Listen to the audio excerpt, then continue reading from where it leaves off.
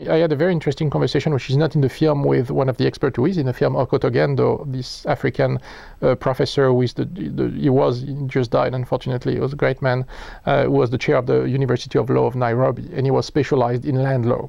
And he said, in fact, the worst thing that the British brought in Kenya was not taking the land, which is the only resource there. So of course, when you take the land away from people, you put them in poverty. That's what started in 1492, and so that was not taking the land away. It was not even transform people in slave. It was not even killing people. It was to bring the concept of private property, because he said, as he explained at the beginning, he says that when the British had put something in their law, in British law, which was very convenient, which was that when settlers or colonizers arrive in a country where there is no settled form of government, the land belonged to the Queen of England, to the point that there's even a scholar in the US, I think, or in the UK, I forgot, who wrote an entire book showing that, in fact, the biggest landowner in the world is the Queen of England.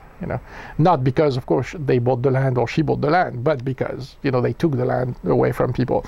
And so, when they arrived in Kenya, they decided there was no settled form of government, which Okotogendo said was, of course, a joke, because we had a very certain and settled form of government based on tribal law.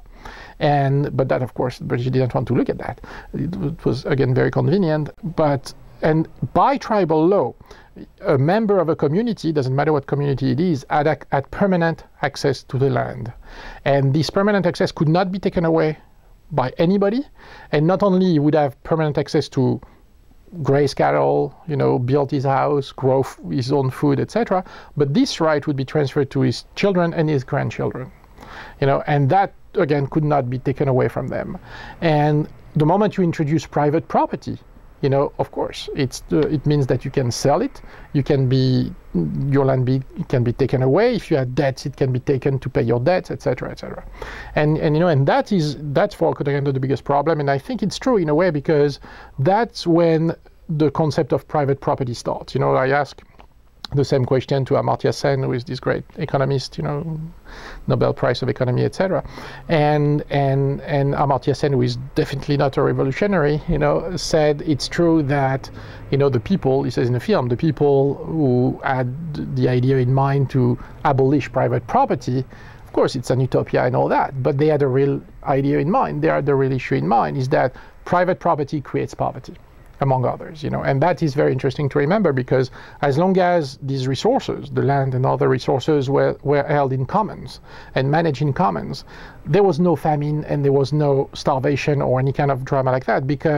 And you can still find that in some tribes in the world, if, for example, during a year you are sick and you can't grow your own food and you can't feed your family, the community will provide, because the resources are not yours, they are communal, and therefore everybody should benefit from these resources.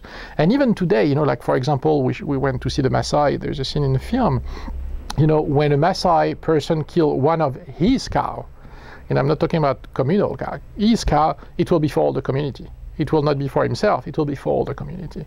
And I think that, Okotogendo was saying that even today, in the UN assemblies or in the World Bank assemblies, they are started to think that it was probably a better way to manage the land and resources, these tribal law type of things, than the way we manage today with private property.